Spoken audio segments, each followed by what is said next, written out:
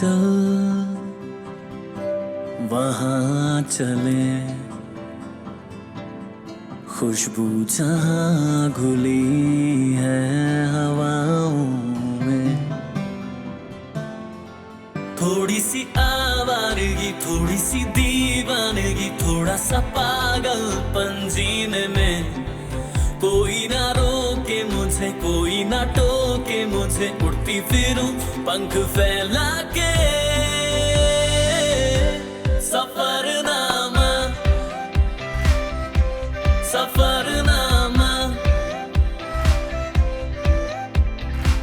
बादल की गलियों में खो जाने का Safarnama.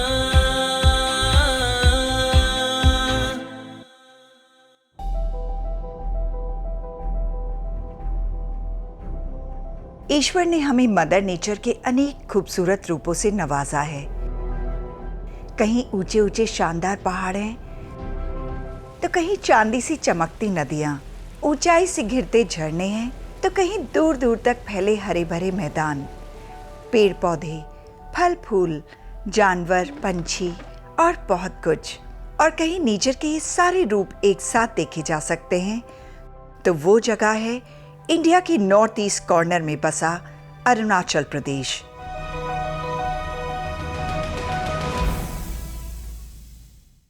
Situated in the lap of mighty Himalayas, Arunachal Pradesh के साउथ में आसाम राज्य है। तो अगर आप बेहतरीन खूबसूरत दुनिया में जाना चाहते हैं और एक out of this world experience की तलाश में हैं, तो आपको अरुणाचल आना ही चाहिए।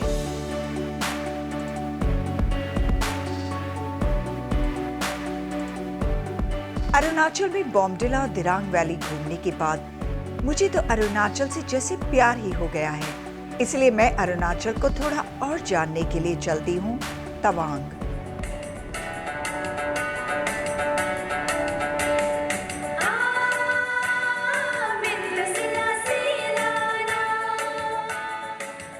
लेकिन मुझे पता चला कि तवांग तक पहुँचने के रास्ते में मुझे और भी बहुत कुछ देखने और एक्सपीरियंस करने को मिलेगा। सो आई एम रियली एक्साइटेड। तो आप लोग क्या सोच रहे हैं? चलिए मेरे साथ और एक्सप्लोर कीजिए एक्सोटिक नॉर्थ ईस्ट के इस हिस्से को।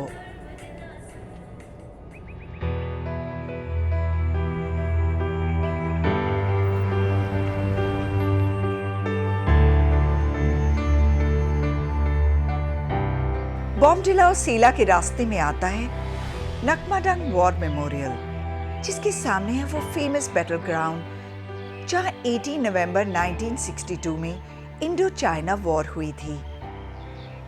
इसी बैटल में शहीद हुए सोल्जर्स के सम्मान में बनाया गया है ये नकमाडंग वॉर मेमोरियल।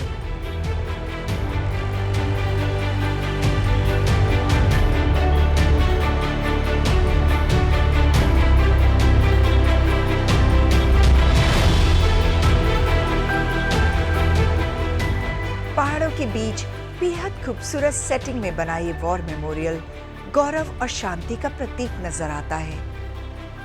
ये मेमोरियल 25 फीट हाई है और इसे लोकल ट्रेडिशन के हिसाब से बनाया गया है। बोर्ड्स पर ऑफिसर्स और जवानों के नाम लिखे हैं जो 1962 की इस बैटल में शहीद हुए थे।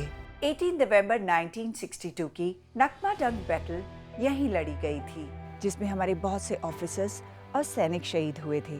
उनकी याद में बना है ये war memorial.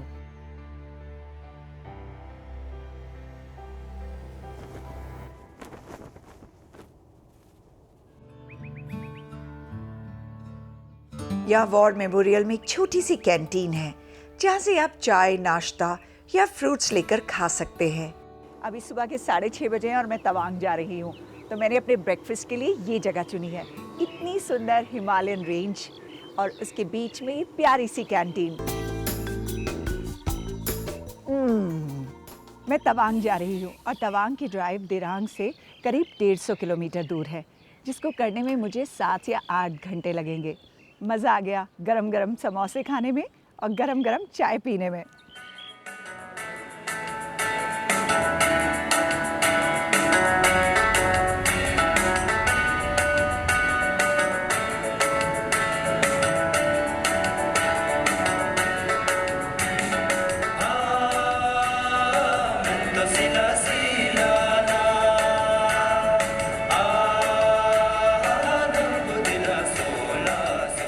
Finally, I reached Sela पास।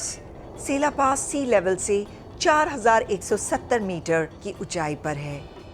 ये पास तवांग को बाकी इंडिया से जोड़ता है। वैसे तो ये पास सारे साल खुला रहता है, सिर्फ बहुत ज्यादा स्नोफॉल और लैंडस्लाइड्स की वजह से ही कभी-कभी बंद होता है। दुनिया के सबसे ऊंचे पास में से एक इस पास को सेला पास क्यों कहा जाता है, इसके पीछे एक कहानी है। 1962 में यहाँ भारतीय सेना के जवान जसवंत सिंह रावत पोस्टेड थे। यही पास के कबीले की एक लड़की रोज जसवंत सिंह रावत के लिए खाना लेकर आती थी। जब चीनी सेना ने भारत पर आक्रमण किया तो जसवंत सिंह रावत ने बहुत बहादुरी से मुकाबला किया, लेकिन वो इस युद्ध में शहीद हो गए। जसवंत सिंह तो देश के लिए शहीद हो गए, लेकिन उनकी हालत देखकर उस लड़की ने भी अपनी जान दे दी। उस लड़की का नाम था सेला और इस तरह इस पास का नाम सेला पास पड़ा। बौद्ध लोगों का मानना है कि सेला के आसपास 101 लेक्स हैं, जो साल के ज्यादातर महीने जमी रहती हैं। सर्दियों में यहाँ का टेम्परेचर -10 डिग्री तक चला जाता है। यहाँ के मौसम की ठंडक में गर्माहट का एहसास दे जाते हैं ये छोटे छोटे प्यारे टी स्टॉल।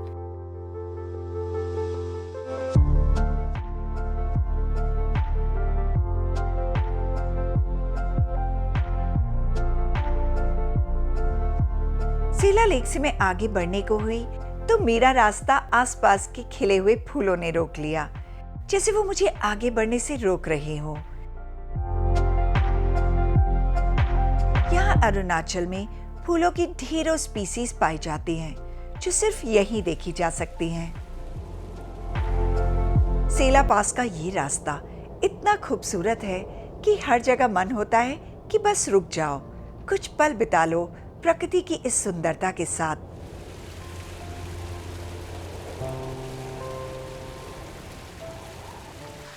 लेकिन कोई है जो यहाँ भी कड़ी निगरानी रखे हुए है, और वो है हमारे देश के जवान, जो अपने घर परिवार से दूर देश के बॉर्डर की सुरक्षा के लिए यहाँ तैनात रहते हैं।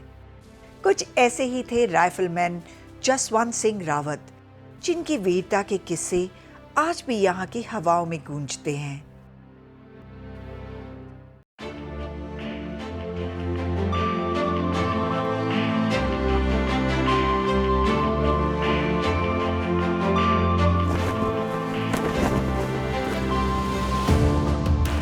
नवंबर 1962 की सुबह तवांग से होते हुए चाइनीज आर्मी सेला पास के नुरानैंग पोस्ट की तरफ आ गई थी, जहां अपने 2 साथियों के साथ राइफलमैन जसवंत सिंह रावत तैनात थे। उन्होंने 72 घंटे तक चाइनीज आर्मी का पूरी बहादुरी के साथ मुकाबला किया और शहीद होने से पहले 300 चीनी जवानों को मार गिराया।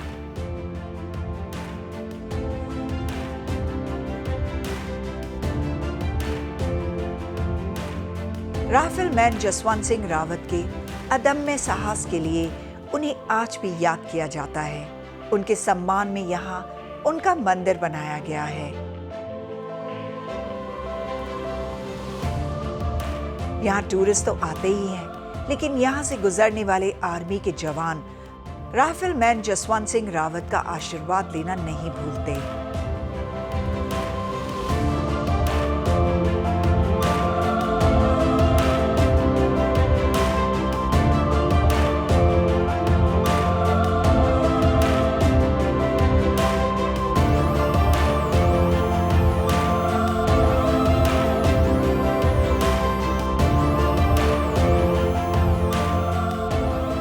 ये 1962 का बंकर है। 1962 में इंडो चाइना वॉर के समय इन्हें इस्तेमाल किया गया था। ये देखने के बाद मैं समझ सकती हूँ कि कितना मुश्किल होगा उस वॉर को लड़ना, जो राइफलमैन जसवंत सिंह रावत ने अपने साथियों के साथ लड़ी थी। राइफलमैन जसवंत सिंह रावत को सैल्यूट कर मैं चल दी तवांग की तरफ। अभी रास्ते में एक और स्टनिंग सरप्राइज मेरा वेट कर रहा था, और वो है नुरानैंग फॉल्स, जिसको जंग फॉल के नाम से भी जाना जाता है। पहाड़ और हरियाली के बीच 100 मीटर की ऊंचाई से गिरता है ये waterfall, which gives you beautiful and pristine experience. Nuranang river ऊपर से नूरानैंग फॉल के रूप में तवांग नदी में गिरती है। यहाँ नीचे एक हाइड्रो प्लांट लगाया गया है जहाँ पैदा हुई बिजली पूरे तवांग में सप्लाई की जाती है।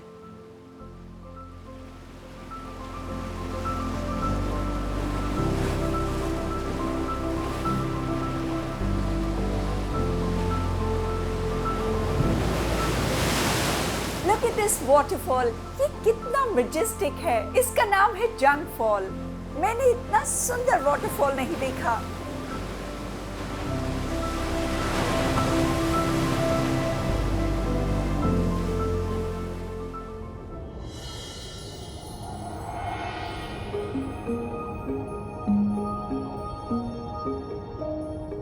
मैग्निफिसेंट नूरानैंग फॉल देखने के बाद मैं फाइनली पहुंच गई हूँ तवांग।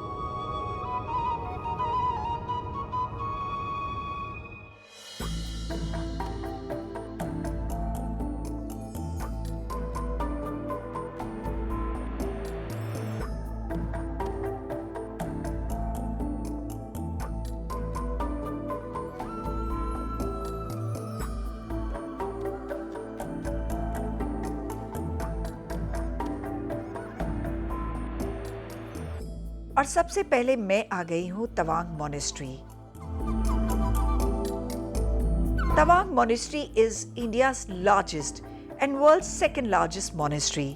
ये बौद्ध लोगों के लिए सबसे पवित्र साइट्स के रूप में मानी जाती है।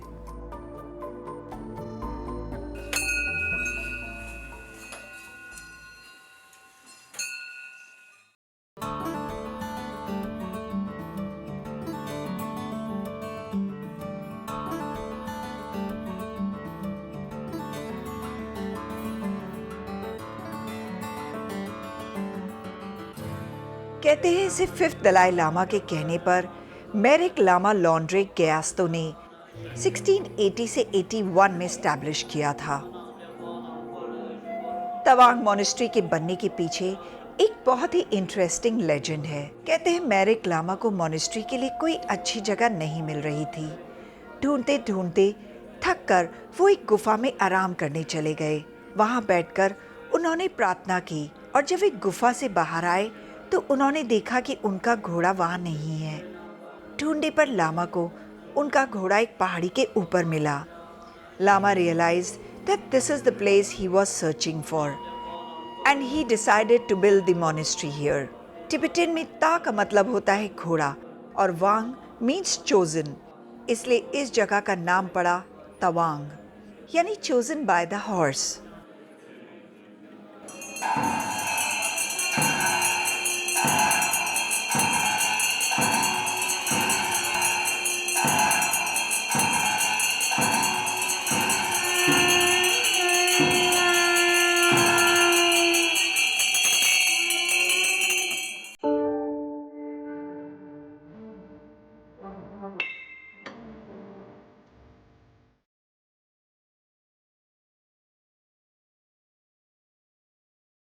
यहाँ के मॉन्क का जीवन बहुत ही सिंपल होता है। उनका खाना एक साथ पकता है। उनकी डेली रूटीन में शामिल होता है पहले ब्रेकफास्ट, फिर पढ़ाई और उसके बाद साथ बैठकर डिबेट करना। मॉन्क्स की अपनी एक अलग ही दुनिया होती है जो बाहर से देखने में बहुत ही मिस्टीरियस नजर आती है।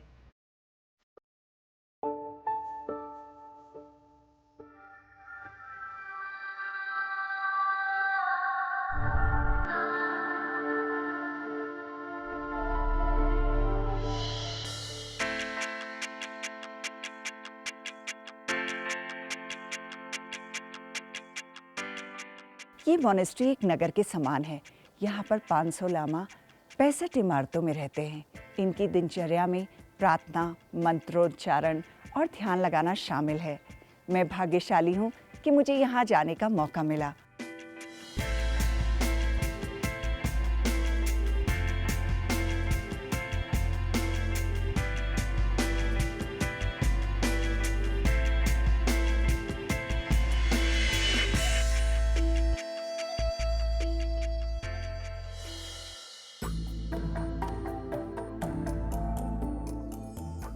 यहाँ दर्शन के बाद कोई भी आकर ये बटर लैंप जला सकता है। बहुत से लोग मन्नत पूरी होने पर यहाँ ये लैंप जलाते हैं। इतने ढेर सारे जगमगाते बटर लैंप यहाँ आने वाले लोगों के विश्वास का प्रतीक है। ये मोनेस्ट्री का बटर लैंप हाउस है। यहाँ घी का दिया जलाकर हम भगवान से सुख और शांति की कामना करते हैं।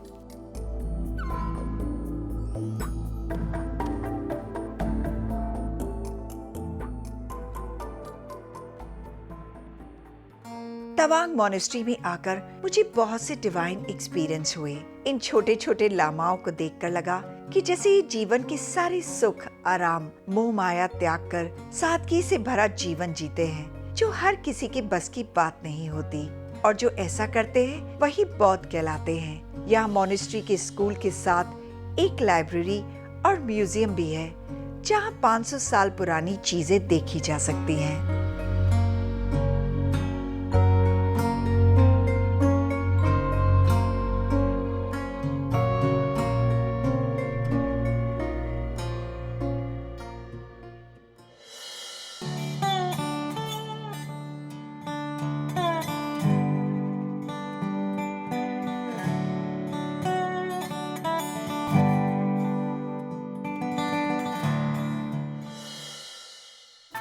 भगवान बुद्ध को अहिंसा और शांति का प्रतीक माना जाता है।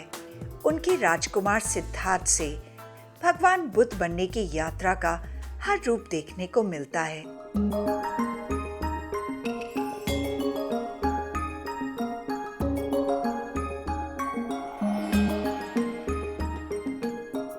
मोनेस्ट्री से निकलकर मैं देखने चल दी जायंट बुद्धा स्टैचू, जो बना है तवांग के ओल्ड मार्केट के पास।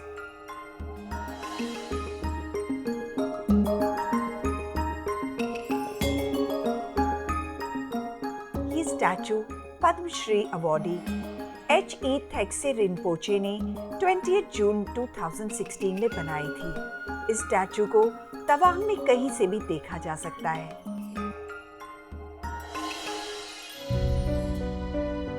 जायंट बुद्धा स्टैचू को देखकर मुझे ऐसा लगा जैसे भगवान बुद्ध पूरे तवांग शहर को आशीर्वाद दे रहे हैं।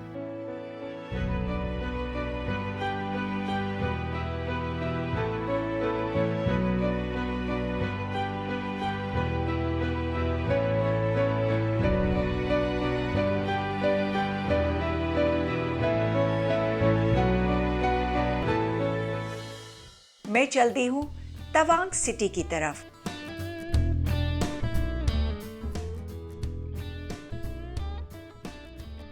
और यहाँ पहुँचते ही मैं लग गई हूँ अपनी फेवरेट काम यानी शॉपिंग में।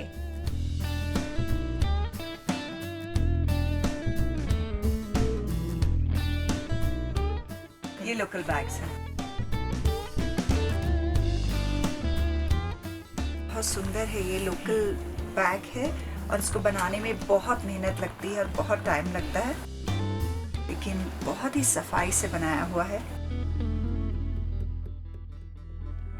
शॉपिंग के बाद अब बारी थी यहाँ के आर्ट को करीब से जानने की, तो मैं पहुँच गई तवांग का फोक डांस देखने। ट्रेडिशनल डांसेस में डांसर्स को डांस करते देखना is such a joy of life.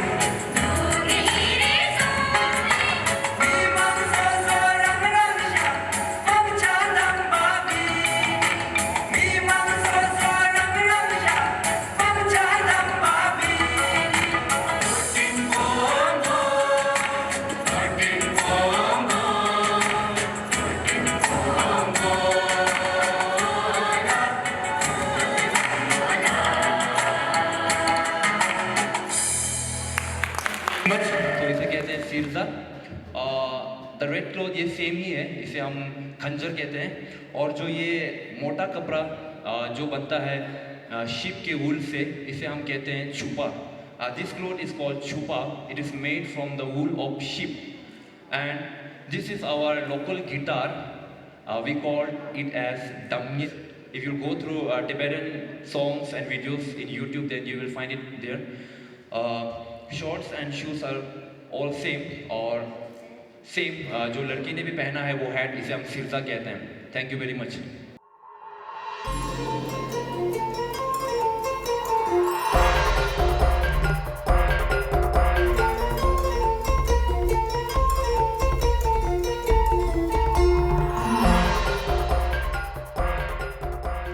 वैसे तो यहाँ तवांग भी कई तरह के फोक डांसेस किए जाते हैं, लेकिन मोनपास का सबसे फेमस डांस है याक डांस। कहते हैं कई सौ साल पहले एक परिवार ने एक जादुई पंछी की मदद से याक डांस को डिस्कवर किया था। इसीलिए याक डांस में मास्क लगाए हुए डांसर्स उसी फैमिली के मेंबर्स को रिप्रेजेंट करते हैं। इस डांस को पवित्र माना जाता है क्योंकि याक के डिस्कवर होने के बाद मोनपा कम्युनिटी में प्रॉस्पेरिटी आई थी।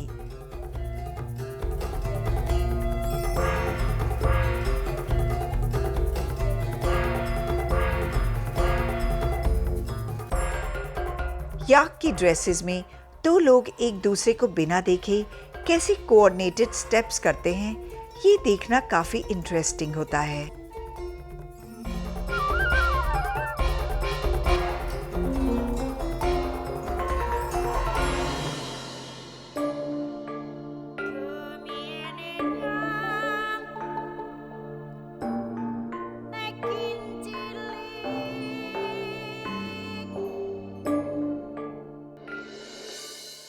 अरुणाचल के जितने भी रंग मैंने देखे, मैं उन्हें पूरी जिंदगी भुला नहीं पाऊंगी।